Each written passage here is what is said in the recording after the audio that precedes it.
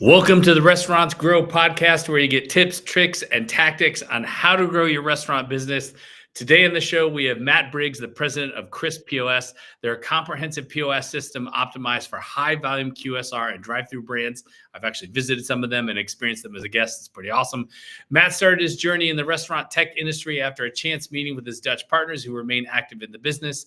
I'm super honored to have Matt on Restaurants Grow. He's really well-versed in restaurant tech. He cares about results. He's one heck of a positive guy. He's worked with a lot of restaurants in wild growth mode, and he has seen some incredible things and has incredible insights to share. Fun fact, Matt has worked as a wildland firefighter in college and got to fly around in some pretty cool helicopters. I'm mad jealous. Matt, welcome to the show. Thanks for having me, man. Excited to be here. Thanks for the sick intro. I always like to let people know that I was a firefighter so that they know I was cool before I got into tech. Yeah. I mean, that is your profile picture on LinkedIn, right? Yeah. Well, yeah. And I have very few pictures of myself I like, and that one is top notch. So I send it for everything. Yeah. Awesome. Matt, I want to get right into this. We're going to go 30 minutes hard here. Every restaurant needs POS. That's like a duh situation. But is every POS the same? Like, does it actually matter which point of sale system a restaurant uses? Like, how important is that?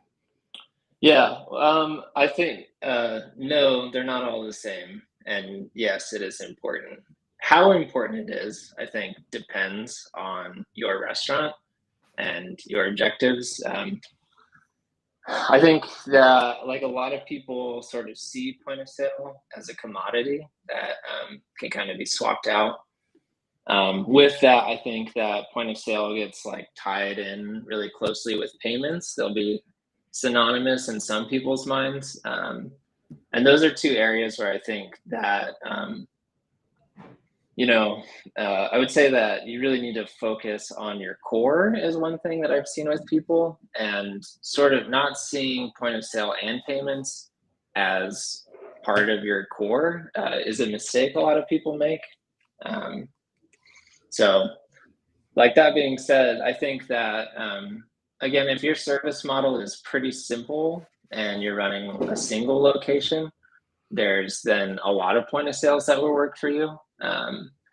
If you have a more specific service model, I'll say a more complex service model, then that's when I think you really need to think a lot harder about who you're partnering with, especially if you're going to start growing through locations, because the friction that the wrong point of sale can introduce into operations will make it really hard to scale a brand. Yeah. It's funny. There's a couple of roads we can go down here. I feel like if I asked 100 restaurant operators if they're happy with their POS, I would get 100 no's. Yeah. Well, I feel like if you ask 100 single location operators, you'd probably get at least 99 no's. Yeah. Yeah. Point of sale, I am aware as somebody who sells and makes a point of sale, is not like well loved among restaurant operators generally, but yeah. Okay. Now, you've seen this, you've worked with tons of brands at different sizes and different shapes and different models. What are some of the biggest lessons or things that you've seen and learned in helping restaurants with POS? And sorry, from the brand side, from the restaurant side, like what are some tripwires that maybe should be avoided? Yeah. I think especially those answers sort of depend on what stage you are in.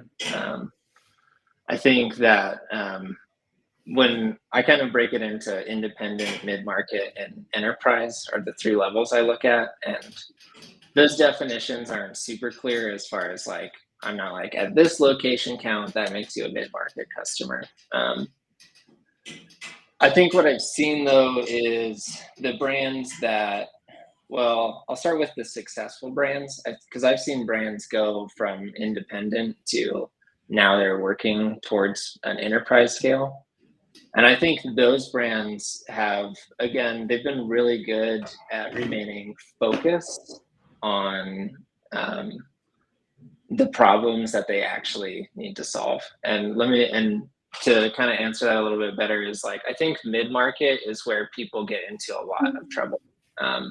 When you're an independent operator, maybe let's call it 1 to 3 locations. The problems that you're trying to solve, if I were to put it into like a tech background kind of term, is product market fit. Like, let's make sure that we have product quality, that people will come buy this, that our operations are dialed in. As you enter mid-market, there's kind of 2 ways that you can, well, there's 3 ways you can do that. And one is a franchising model, one is a self-funded model, and then the third model is you're taking on investment to do that. I think investment is where most people get into trouble. Because if you've got 5 stores and then somebody comes and say, hey, like, we're going to drop a bunch of cash into your pocket and you're going to go out and blow this thing up. The danger is that the problems that you start solving around 10 locations, or if you start franchising, become a lot about consistency and scalability. And I think when you get to an enterprise level, that's when I would say that like precision really becomes the problem you're trying to solve. Because when you have 100 stores, you're trying to figure out, how am I going to add 20 basis points to my revenue this year? And I think I see a lot of people try to jump to that precision. And with that can kind of come, I think people will implement a lot of technologies that ultimately become shelfware. They have kind of like a lot of duplicated effort. And in trying to manage all of that precision, they have lost sight of the problem they're actually trying to address now is, okay, how do I consistently roll out my business model to different partners? If that's franchises, how do I just like keep my training, the experience in my store from like a branding customer service level consistent? So like ultimately, I guess I would say is, as kind of like vague as it sounds, is people who do really well remain focused on core issues of like, what is my customers experience when they come here? What are my prime costs doing right now? And people who tend to struggle get kind of a little bit ahead of themselves, and that looks a lot of different ways, but just kind of focus on the wrong problems. That was a lot. Yeah, sorry. No. It's not apology. I want to make sure that we get it. Like, I have like 10, 15 questions. Like, what's what I want to ask? Yeah. Are you saying, do you find that restaurants make the wrong decision in those moments for their POS in terms of like, they're trying to hit an ideal that isn't possible, or they haven't thoroughly thought through the customer experience and how POS aligns to that? And if that is the case, like, how do they avoid that? Yeah, with point of sale specifically, like, I don't want to say that like point of sale is your make or break decision. I think it's very important, but I think a lot of people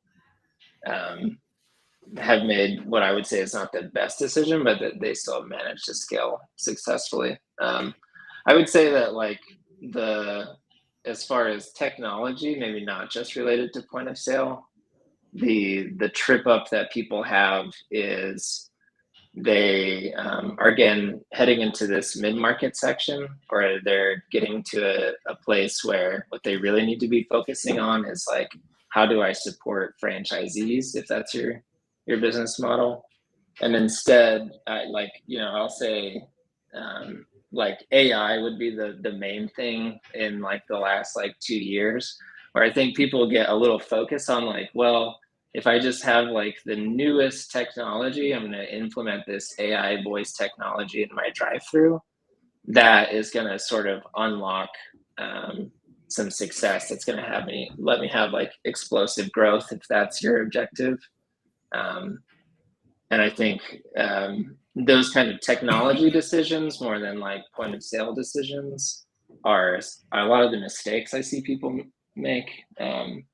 And then with point of sale, it's like we've had this discussion a lot, and I think if you are making a point of sale decision based only on like, what integrations does this have, In some cases, that might be the right decision for you to make. But again, if you're looking at point of sale as a commodity, like these days, a lot of point of sale companies like the only competitive advantage they feel like they can kind of have is what integrations do I have? Because that's all my customers asking of me. Um, and I think that is a mistake. Like you need to think harder about like your service model and how this point of sale is going to help you serve that more than you're thinking of like, well, what are the 20 little bolt-ons that I'm going to be able to add to this thing? Yeah. Yeah, I have a tendency when somebody comes to me and says, "Hey, Rev, what we're thinking about getting new POS. Which one should we choose?" The first question I ask is, "Why are you switching POS?" Yeah. What is the thing that either hurts or that you think you need that is going to make your business different? And usually that reveals a lot. And then the second question I ask is, well, what's more important to you, the customer journey or the transaction? Because I think a lot of people approach a POS decision as this is how I collect money from guests. And I don't think that's the right way to think about it. I don't know how you feel about that. Yeah, well, I mean, and if you just look at like the history of what a point of sale is, like it was a cash register, and a lot of people still think about it that way. And another thing I think about going into mid market, we like I kind of touched on payments, is a lot of people, again, if you look at it as a commodity, are just like, hey, I'm trying to find the person who will give me the absolute lowest rates on payment. Like on one hand, I will say that like there are like the Toasts of the world. I think Toast makes really good software, but they're gonna take that out from you in payments. So like I'm not saying like don't look at your payment cost, but there is more to a point of sale than just being a cash register. If especially in the case that you're gonna start trying to scale a brand. And um, yeah, I could kind of go into like because these days like point of sale is kind of funny to me because like yes, that's an in-store transaction, but there are many points of sale and like we saw like during COVID really accelerated. It was like a bunch of people were like, "Oh wow, I need online ordering. Like I need a new point of sale for people to interact with me." And now it's like standard. Any serious point of sale will offer you online ordering, but it was new then. And I like with that sort of like thinking about those points of sale as one system, I think a lot of people, speaking of like jumping too far ahead, people kind of, especially if you're taking on investment money, you'll have these kind of suits come in and be like, you just need data, man. Like you need so much data.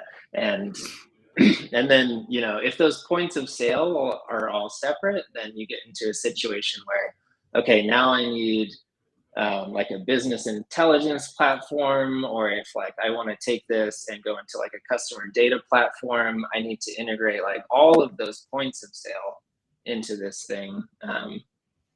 So yeah, so looking at like that in-store terminal as a cash register is, yeah, I think a huge mistake people make because that's historically how people have looked at it. It's just a commodity, and how can I get payments as cheap as possible? Yeah. Sure. I mean, I could have an Android phone and a swipe and be taking your money. Like I don't need a Yeah. cash register. You know what I mean? Yeah. Yeah. For sure. In fact, at my burger shop, we are 99% digital. We do have a cash register, but it's kind of hidden because we don't want people to use it. But yeah, very, very different from then. I used to own a bar in the East Village. We actually didn't even have a point of sale. We literally only had credit card swipes. So Yeah. Well, and that's why I think like it's worth saying, it's like when you're thinking about point of sale, it's like, well, think about like what are your objectives? Like if you have a single location and you love running it and your point of sale is fine, and you don't need it to do very much, go get the cheapest payments you can and just like hang out.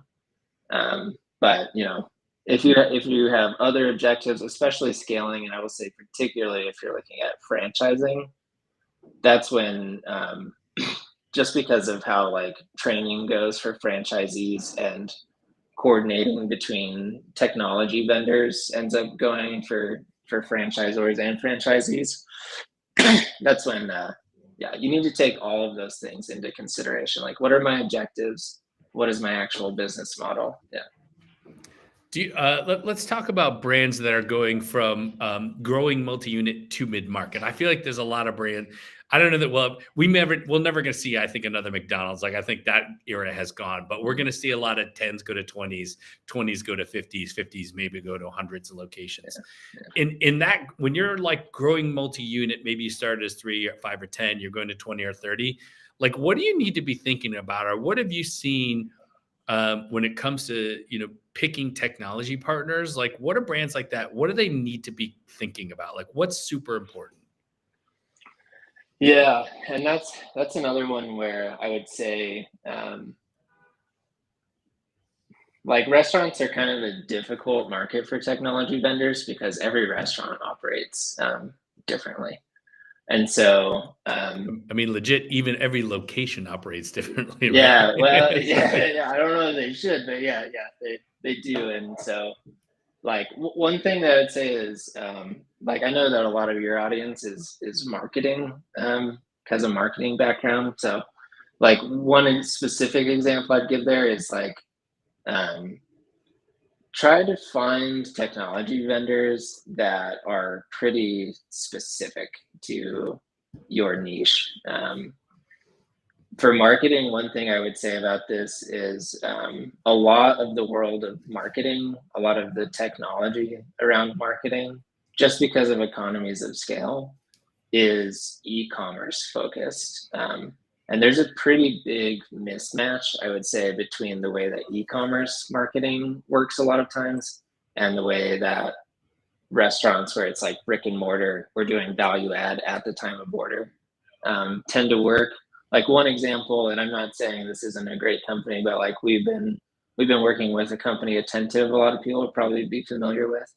And there's just some stuff in there that's like, you can tell it was made for e-commerce because there's things like, I can't even tell them through an API like which of your stores this sale is happening at, because it was all based on the assumption that when you're doing e-commerce, there is one point of sale, no matter where anybody is in the world, no matter what time of day it is and stuff. There's just a web page, and you just have one little tag that's tracking all of that. And so, yeah, and I will say, like, for technology vendors, it's kind of difficult because, to be vertical, you really need to have, for like a niche. So like, we do only QSR. We focus a lot on like drive-throughs or high volume.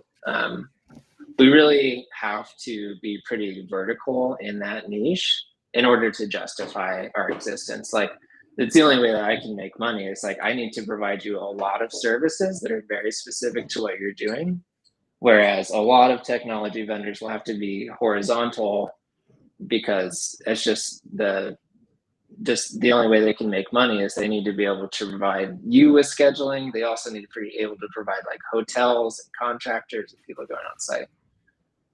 So to whatever degree you can, find technology vendors who are very specific to the niche that you're in.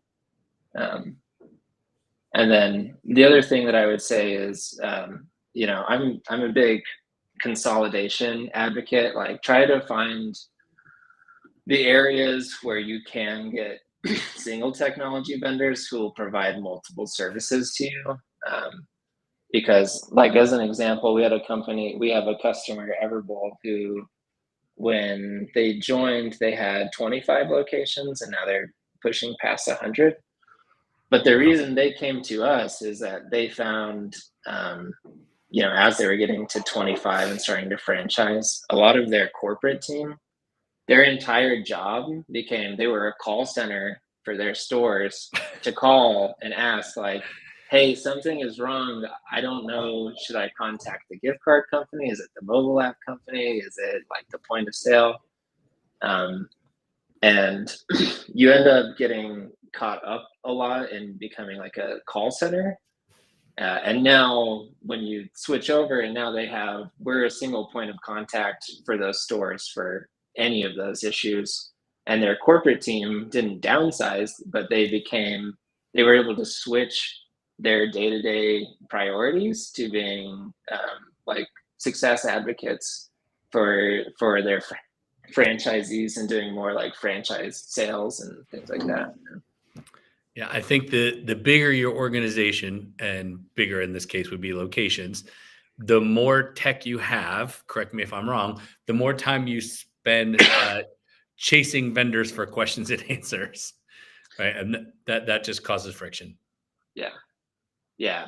And I think like the um, simplicity is like scalable is the way I like to think about it. And um, yeah, and sorry, I know I'm just like kind of going off here, but like it also makes me think about when you're picking technology vendors, it kind of did bring it back to my point about like focusing on those core issues. Like I think it's interesting if you look at like what Brian McCool is, the new CEO of Starbucks. What he's doing right now is like if you listen to him talk about what he's doing at Starbucks, it's like he's basically saying like we went too deep into digital.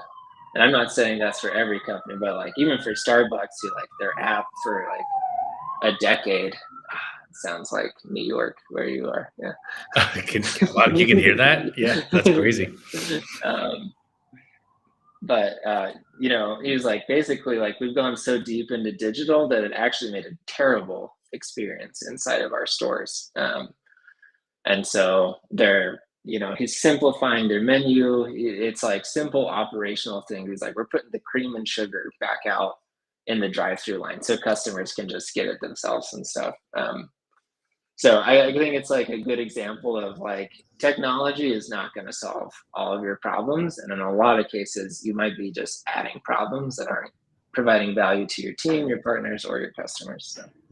Yeah, I think there's a lot of factors that go into deciding which POS, but sure, like, is it easy for my team to use on a day-to-day basis is probably a pretty important factor. But going to the beginning of this search, I want to go back to this for a second. I think that the universe is probably only now able to provide this versus maybe even 5 years ago. But POS that is specifically designed for your service model feels like the right place to start the search. Am I off there, or is that where it is? Yeah, no, I think, and whether or not you expect then like that point of sale to be able to provide other services like your loyalty, your gift cards, and your apps and stuff. Even if you're looking for a point of sale that's going to be a hub for all the integrations you want, absolutely go find one that is built for you. Not only because of what it can do today, but because every company, if you're competing with development priority with other service models, that is forever going to slow down you getting software that works best for your business. So. And like not to dunk on Toast, because I think actually Toast makes fantastic software. But you know, you can see that even then, like, you know, they do service QSR, but the QSRs I've talked to are less excited about it. But then they also have first full service. And now, like, they're a public company that has to make money. Now you can see they're like trying to move into hotels. So it goes back to that thing I was talking about where like people have to start getting horizontal if they can't like provide a lot of service in a single niche. Yeah. I think about a POS selection a lot like I do with footwear. If I'm going to run, I want running shoes. If I'm going to hike, I want hiking boots. If I'm going to go fishing, I want wading boots. And so I should have the right tool for the right job. I mean, is that the wrong way to think about it, or is that the right way? No, I'm totally going to steal that. Yeah. Explain it exactly like that to everybody I talk to. Yeah. All right. Yeah. How does an organization know it's time to change point of sale? Like, how do you know, like, okay, it's got to happen? Like, what's the moment or the signal or the thing where you're like, this is the priority? Yeah, I mean, I would say that there are two ways to do it.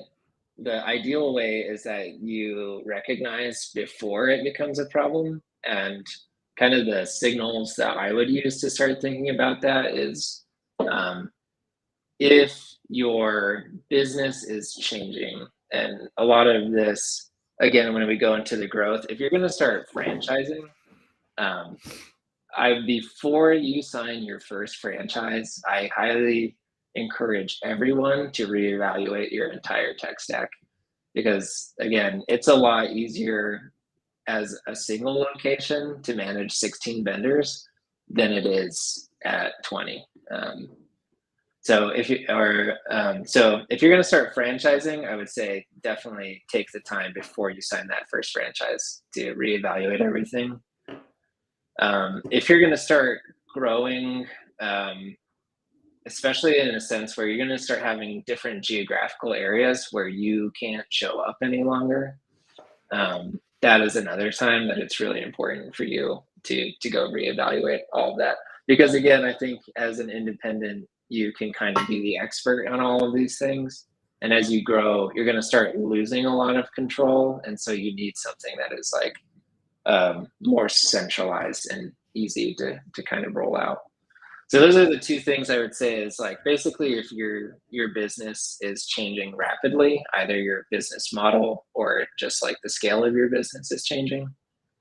And then of course, like if you just have friction every day, like you don't have to live with that. Yeah, like go buy something else. Like a lot of people are afraid to change point of sale because a lot of people have had really bad experiences rolling out a new point of sale. But I'd say rip that Band-Aid off. And then and that kind of leads into like the lagging indicators, especially if you're growing and you're finding that every new store rollout is a problem. If you're starting to see like customer satisfaction dip, throughput dip, things that seem to be related to the fact that all of a sudden your business model isn't quite translating into the new units you're putting it into. Again, technology is not always the answer there, but it is then a good time to look at like, is technology creating friction that is getting in the way of delivering an experience that obviously worked like for 5 locations, like customers liked this. So those would be the kind of areas I would talk about. Awesome. Matt, I definitely want to give a second to sort of tell people what Crisp is about. There's a topic I want to get to before that with 3 minutes left on the clock. So let's be concise here, but I know this topic is super important to you, so I wanted to bring it up. But talk about matching team with technology and the people. Like, how do you see that all playing out? Yeah. Okay. I'll try to keep it tight. I think making sure that, again, I'm just going to focus on like mid-market here. The danger you get into, especially if you've just taken on investment money, is that, hey, I'm going to go hire a CMO and I'm going to go hire a CTO and I'm going to go kind of create these silos of people. That can work. That can totally work. That can also create silos. And especially if you're hiring from outside your organization, people who do not understand the operations of your business, that can be a place where you're going to end up with a bunch of technology that works really well for those individual team members, but maybe not for your organization as a whole. So I would say my advice to anyone is keep your team as small as you can being the key word there for like to meet your objectives. Because when you have, that kind of sense of everybody wears multiple hats, there's just a lot of shared understanding about what you do. And you don't get into a situation where somebody's going to go do something that's great for marketing, but then you have way too many people show up at your store and you didn't staff correctly, and then everybody has a bad time. You don't want to get into the technology tug of rope between different departments for sure. Yeah. Hey, Matt, tell everybody a little bit about what makes Crisp unique and what you guys do. Yeah. So like I said, we're focused on only QSR. We really excel at drive-through models, service models. What we really focus on is we've talked about, I don't like the term all-in-one. I think it's silly. We don't do everything on the planet. We do not give massages or file your taxes. But kind of like we provide that strong core that I think really comes down to what is your team's experience, what is your customer experience, and how do you understand all that in data. So everything from payments, loyalty, gift cards, mobile apps. I think we remain unique as a point of sale company to develop mobile apps for customers. I think Toast is trying to roll something out, but so I think where we really excel is that we give you almost everything you need to basically run a business. And if you want to start from that strong core and just place your business model into franchisee hands or just new GM hands, we have a really simple platform that is still quite capable, but really allows you to bottle your business model and hand it off to partners quite effectively. Right. And you also have third-party integrations, right? Oh yeah, third-party integrations. Yeah, I would say like payments is another one that not, of course, everybody provides payments, but we work with a company, Augen, who's genuinely a technology company, which most payment companies are not. So we have some stuff coming out for tokenized payments and how you can understand your customers without actually having them have a loyalty account and things like that. Cool. Right. And you guys also have build custom apps, right? And you Build have custom apps. actual human support, right? Human support. We have scheduling. We have a mobile app for your team so they can swap shifts, see their schedule, things like that. A lot of things that you would not expect out of a point of sale company, we provide. So.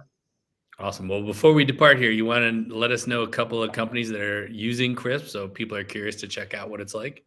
Yeah.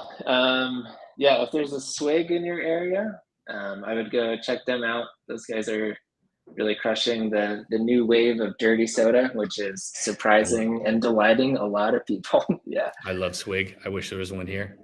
Yeah. And you said Everbowls. Yeah. Everbowls, another one that's kind of national, likely people can find. And they do a fantastic job. They have a fairly simple service model, but they're an interesting company that is vertically integrated themselves and provides a lot of support to their franchisees to be successful. And then another sleeper I'd suggest is to go check out Seven Brothers Burgers if you're ever mostly in the Utah area. But those guys come out of Hawaii and they make some really fantastic burgers. So. It's very on brand of you to bring that up on my show, considering I've been to your office one day and that's what we had for lunch. So. Yeah. Awesome, Matt. Thanks so much for being on the show. Really, really appreciate it. Thank you for joining us. Everybody that listened in today, we really appreciate it. Please jam that subscribe button on YouTube, Spotify, iTunes, wherever you like to listen in. Thanks.